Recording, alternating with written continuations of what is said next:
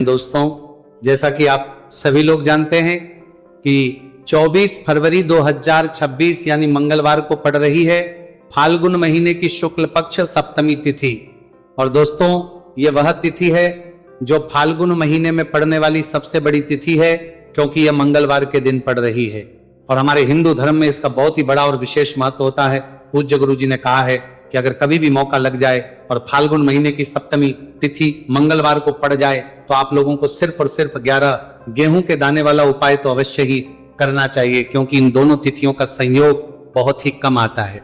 इसी के साथ दोस्तों, गुरुजी ने कहा है कि जब भी फाल्गुन महीने की सप्तमी तिथि पड़े तो आप लोगों को सिर्फ और सिर्फ 11 गेहूं के दाने वाला उपाय तो अवश्य करना। यह उपाय इतना खास है कि अगर आपने सही मुहूर्त पर सही क्रिया अनुसार 11 गेहूं के दाने वाला उपाय कर लिया, जो प्राचीन काल के समय का महा उपाय है, तो मान के चलिए दोस्तों, महादेव जी के आशीर्वाद से आपके जीवन का कितना ही बड़ा दुख हो उससे आपको मुक्ति मिल जाएगी। आपकी कोई भी मनोकामना हो, मान लीजिए आप नौकरी की तैयारी कर रहे थे तो आपकी नौकरी लग जाएगी, आपका बंद पड़ा व्यापार चल पड़ेगा।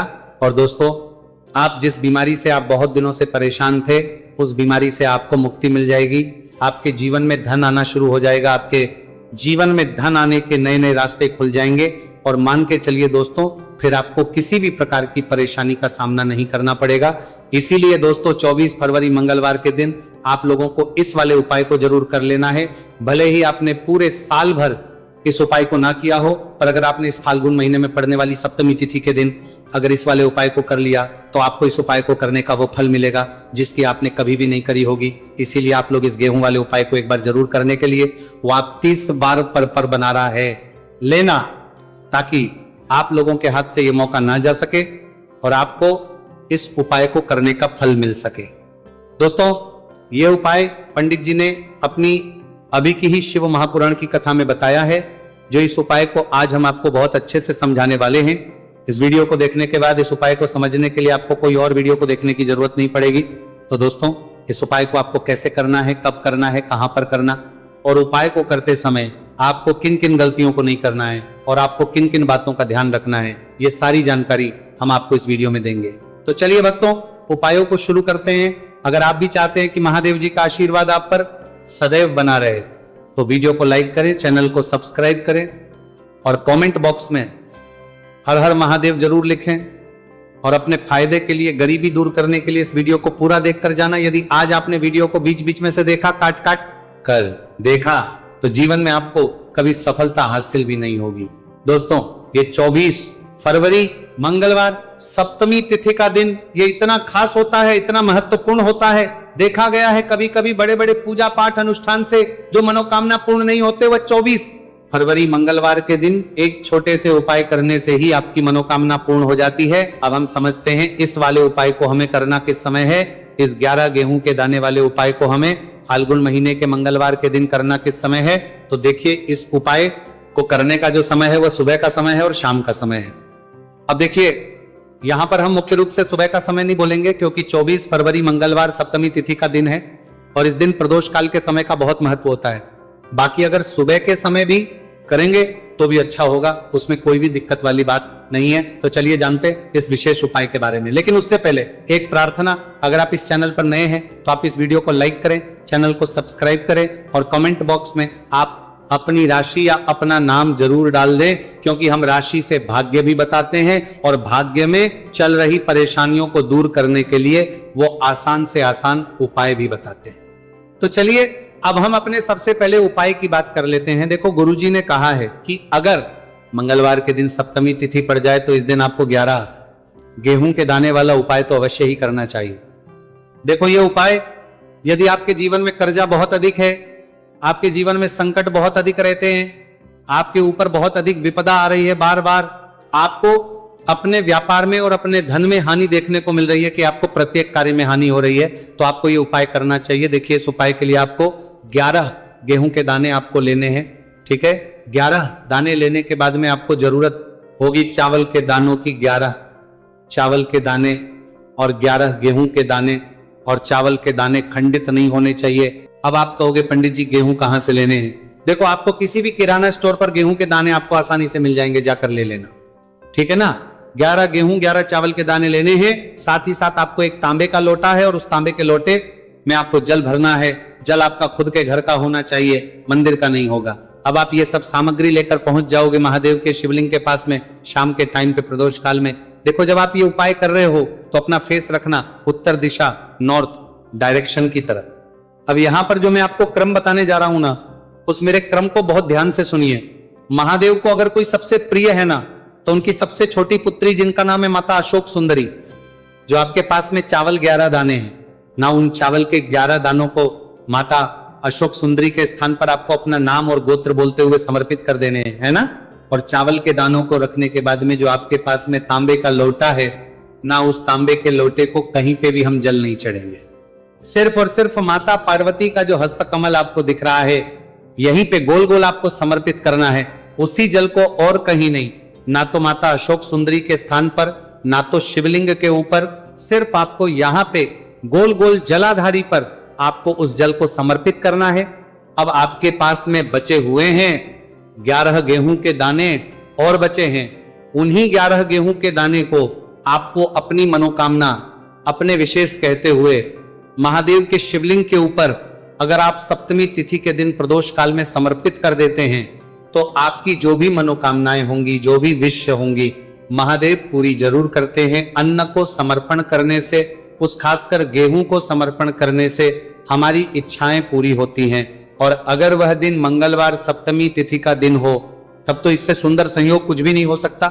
आपकी इच्छाओं को पूरा करने के लिए स्पेशल बहुत प्यारा सा उपाय आप सभी को जरूर करना है। ध्यान में रखिएगा, ये उपाय प्रदोष काल में करना है। देखो गुरुजी ने कहा है भगवान शिव के शिवलिंग पर 33 कोटि देवी देवताओं का वास होता है। अगर हम शिवलिंग के सामने कुछ भी उपाय करते हैं तो हमारे सभी देवी देवता हमसे खुश हो जाते हैं। ये उपाय आपको अवश्य करना है। देखो सुबह के टाइम नहीं कर सकते, ठीक है। अब बात करते हैं अगले उपाय की। देखो इस उपाय के लिए आपको लेना है एक गोल बाती का दीपक। आप चाहे तो मिट्टी का ले सकते हैं या फिर घर से शुद्ध आटा मढ़कर उसका दीपक आप तैयार कर सकते हैं। इसके बाद आपको लेना है शुद्ध गाय का घी। अगर वो नहीं है तो कोई भी देसी घी इस्तेमाल कर सकते हैं, जिससे आपको दीपक प्रज्वलित करना है। देखो अब ये सब सामग्री लेकर आपको जाना है प्रदोष काल में आपके घर पर तुलसी जी के घेरे के पास में। देखो ये उपाय तो आपको अवश्य करना है। देखो वहां पहुंचकर सबसे पहले वो दीपक आपको प्रज्वलित कर देना है और काग 11 बार जाप करना है। उसके बाद आपको अपने सीधे हाथ में थोड़ी हल्दी लेकर उस दीपक में अपना नाम और गोत्र बोलते हुए डाल देना है। उसके बाद माता लक्ष्मी से आपको प्रार्थना करना है कि हे महालक्ष्मी हमारी सभी दुख तकलीफों को दूर करो, हे महादेव हमारे सब दुख कष्टों को खत्म करो। इस भावना से आपको यह उपाय करना है। चलिए अब बात कर लेते हैं दूसरे उपाय की। दोस्तों आप सभी जानते हैं कि मंगलवार सप्तमी तिथि का दिन समर्पित होता है भगवान महादेव को, या कि माता पार्वती को सप्तमी तिथि का दिन समर्पित होता है। और जब भी हम शिवलिंग के ऊपर कोई भी उपाय करते हैं तो इससे हमें एक साथ भगवान महादेव की ओर माता पार्वती की कृपा प्राप्त हो जाती है। देखिए दोस्तों गुरुदेव ने बताया है कि मंगलवार के दिन किया जाने वाला यह सबसे खास और सर्वश्रेष्ठ उपाय है। 7 चने की दाल लेनी है। देखिए आप 7 चने की दाल भी ले सकते हैं या फिर 11 भी ले सकते हैं, 21 या फिर 108 चने की दाल ले सकते हैं। यदि आप 21 चने की दाल लेते हैं तो ये आपके उपाय के लिए अत्यधिक सर्वोत्तम होता है। तो इस प्रकार से आप कम से कम 7 चने की दाल ले सकते हैं और अधिक से अधिक आप 108 चने की दाल ले सकते हैं। अब देखिए इसी के साथ में आपको मात्र 1 लोटा शुद्ध जल लेना होगा तांबे के पात्र के अंदर अपने ही घर से, और साथ ही में आपको मात्र 1 से 2 गू के टुकड़े भी लेने हैं। देखिए मंगलवार सप्तमी तिथि का दिन भगवान महादेव को होता है। आपको ये जो सारी सामग्रियां हैं इन्हें लेकर के पहुंच जाना है भगवान शिव के मंदिर में। इस उपाय को आप सुबह से लेकर के शाम तक किसी भी समय में कर सकते हैं, लेकिन यदि आप शाम के समय इस उपाय को करते हैं तो यह उपाय आपके लिए और अधिक सर्वोत्तम होता है। तो यदि आपको प्रदोष काल के समय में मिल जाता है तो फिर आप प्रदोष काल में भी कर सकते हैं, या फिर आप पूरे ही दिन में किसी भी समय इस उपाय को कर सकते हैं। शिव मंदिर पहुंचने के बाद सबसे पहले तो आपको दक्षिण दिशा में बैठ जाना है। उत्तर दिशा की तरफ आपको अपना मुख कर लेना है। लेकिन यदि शिवालय में भीड़ है, शिव मंदिर में भीड़ है, तो फिर आप किसी भी दिशा में बैठकर इस उपाय को कर सकते हैं। तो देखिए सबसे पहले आपके पास जो गुड़ के टुकड़े हैं जो आप गुड़ के टुकड़े लेकर के आए थे, उन्हें आपको शिवलिंग के सामने ही जो आपके पास एक लोटा जल है, उस पात्र में आपको ये गुड़ के टुकड़े डाल देना है। इसी के साथ में आप जो चने की दाल लेकर के थे, चाहे आप 7 चने की दाल लेकर के आए हैं, 11, 21, जितने भी आप चने की दाल लेकर के आए हैं, इस चने की दाल के ऊपर आपको जो आपके पास गुड़ वाला जल आपने तैयार किया है, इसमें से थोड़ा सा जल आपको इस चने की दाल पर डाल लेना है। अब देखिए, आपके पास जो गुड़ वाला जल है, इसमें से सबसे पहले थोड़ा सा जल आपको श्री गणेश जी वाले स्थान पर समर्पित कर देना है, श्री शिवाय नमस्तुभयम इस मंत्र का जाप करते हुए। फिर थोड़ा सा जल आपको श्री कार्तिकेय जी वाले स्थान पर समर्पित करना है, श्री शिवाय नमस्तुभयम इस मंत्र का जाप करते हुए। फिर थोड़ा सा जल आपको माता अशोक सुंदरी वाले स्थान पर भी समर्पित करना है, श्री शिवाय नमस्तुभयम इस मंत्र का जाप करते हुए। फिर थोड़ा सा जल आपको माता पार्वती के हस्त कमल पर समर्पित करना है और आपको श्री शिवाय नमस्तुभयम इस मंत्र का जाप कर लेना है। अब देखिए दोस्तों, आपके पास जो सा जल और शेष बचेगा, इसमें से आपको केवल थोड़ा सा जल शिवलिंग पर अर्पित कर देना है और अंत में आपको उस पात्र में थोड़ा सा जल और शेष बचाना है। पूरा जल आपको शिवलिंग पर अर्पित नहीं करना है, अंत में आपको थोड़ा सा जल और शेष बचाना है। अब देखिए, आप जितनी भी चने की दाल लेकर के आए हैं, अगर आप 7 चने की दाल लेकर के आए हैं, तो आपको 7 बार श्री शिवाय नमस्तुभयम इस मंत्र का स्मरण कर लें। यदि 11 चने की दाल लेकर के आए हैं, तो फिर आपको 11 बार इस मंत्र का जाप करना है। जितनी भी चने की दाल लेकर के आए हैं, उतनी बार आपको श्री शिवाय नमस्तुभयम इस मंत्र का जाप करना है और फिर आपको ये जो चने की दाल है, इसे शिवलिंग के ऊपर ही समर्पित कर देनी है। लेकिन आपको ये चने की दाल बृहस्पतेश्वर महादेव का स्मरण करते हुए ही शिवलिंग पर अर्पित कर देनी है और आपको अपनी मनोकामना को भी बोल देनी है। आप जो भी मनोकामना है, चाहे वो धन प्राप्ति को लेकर हो, नौकरी से संबंधित हो, विवाह से संबंधित हो, या फिर आपके मकान जमीन जायदाद से संबंधित हो, चाहे ग्राहक क्लेश से संबंधित हो, या फिर किसी भी प्रकार की जो मनोकामना है, उसे आपको बृहस्पतेश्वर महादेव से परिपूर्ण करने की प्रार्थना कर लेनी है। और इसके बाद आपके पास जो पात्र के अंदर थोड़ा सा से जल और बचा हुआ था, इसे भी आपको धीरे धीरे भगवान शिव की पर ही अर्पित कर देना होगा।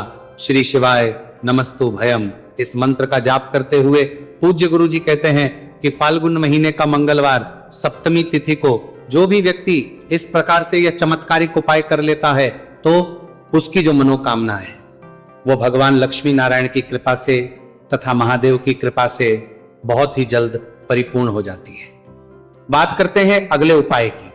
देखो, इस उपाय के लिए आपको मात्र 2 लौंग लेनी होगी, या कि आपको लौंग का जोड़ा लेना है। 2 फूल वाली आपको लौंग लेनी है। लौंग का जोड़ा कहीं से भी खंडित नहीं होना चाहिए, इस बात का ध्यान रखें। इसी के साथ में आपको लेना होगा लाल चंदन का पाउडर। देखिए, यदि आपके पास लाल चंदन की लकड़ी है, तो उसे घिसकर भी आप चंदन के रूप में प्रयोग कर सकते हैं। यदि पाउडर है, उसका भी आप अपने उपाय के लिए प्रयोग कर सकते हैं। देखिए, चंदन जो है वो तेज का प्रतीक माना गया है और साथ ही साथ जीवन के अंधकार को दूर करने का प्रतीक माना गया है।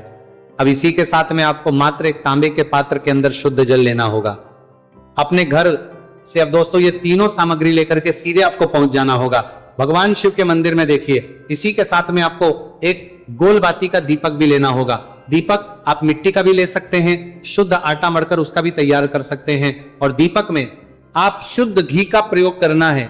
लेकिन जैसे ही आप इन सभी सामग्रियों को मंदिर में लेकर के पहुंचेंगे, मंदिर में जैसे ही आप चौखट के वहां पर पहुंचेंगे, तो मंदिर की चौखट के सीधे तरफ आप जो अपने साथ एक गोलबाती का दीपक लेकर के आए हैं, उसे आपको सबसे पहले तो प्रज्वलित कर देना है।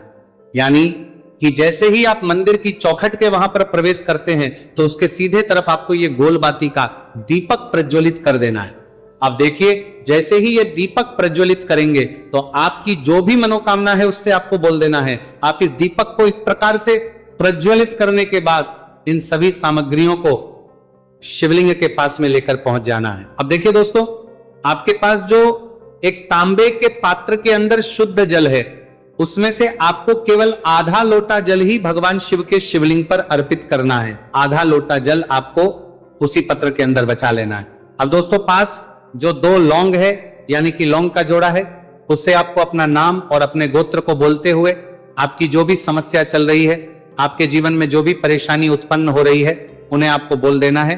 और ये जो लौंग का जोड़ा है इसे आपको भगवान शिव के शिवलिंग पर अर्पित कर देना है। जैसे आप ये 2 लौंग शिवलिंग पर चढ़ाएंगे तो अपना हाथ जो है वहां पर आपको रखना है और महादेव से आपको करनी है कि मेरे जीवन की ये जो परेशानियां हैं ये सभी दूर हो जाए। यानी कि आपके जीवन में धन की संबंधित परेशानी चल रही है, कर्ज की समस्या चल रही है, बच्चों का पढ़ाई लिखाई में मन नहीं लग पा रहा है, घर के जो आर्थिक संकट है वो सभी दूर हो, व्यापार आपका ढंग से नहीं चल पा रहा है, घर में रोग की स्थिति बनी हुई है, यानी कि जिस भी प्रकार की आपकी समस्याएं हैं उसे आपको बोल देना है और महादेव से इन सभी समस्याओं को दूर करने के लिए आपको प्रार्थना कर लेनी है। अब देखिए दोस्तों, आपने जो 2 लौंग शिवलिंग पर समर्पित की थी उससे आपको वहां से उठा लेना है और इन दोनों लौंग को आपको शिवलिंग से उठा करके सीधे उससे जल के पात्र के अंदर डाल देना है। यानी कि अपने आधा लोटा जल और बचाया हुआ था उसी के अंदर आपको ये 2 लौंग डाल देनी है और साथ में आप जो लाल चंदन ले आए थे उस लाल चंदन को भी आपको उसी पात्र के अंदर डाल देना है।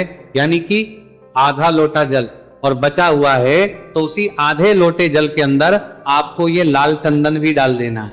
अब देखिए, इस आधे लोटे जल में है जिसमें अपने 2 लौंग डाली है, लाल चंदन डाला है, उससे सीधे लेकर के आपको पहुंचना है बेलपत्र के वृक्ष के। वहां पर देखिए बेलपत्र का वृक्ष यदि आपके घर पर है तो वहां पर आपको आ जाना है, आपके घर के पास कहीं भी है तो वहां पर आपको पहुंच जाना है और उसके बाद आपका जो मुख है वो दिशा की ओर होना चाहिए और उसके बाद आपको अपना नाम और अपनी गोत्र को बोलना है और पुनः अपने जो भी परेशानियां शिवलिंग के पास में बोली थी उन्हें आपको वापस से बेलपत्र के वहां पर भी बोल देनी है। और ये जो आधा लोटा जल और है इससे आपको पूरा बेलपत्र के वृक्ष की जड़ DDH में श्री शिवाय नमस्तु भयम इस मंत्र का जाप करते हुए समर्पित कर देना है। तो बस इतना सा उपाय आपको करना है, जो भी आपकी परेशानी है, समस्या है, उससे महादेव निश्चित ही दूर करेंगे।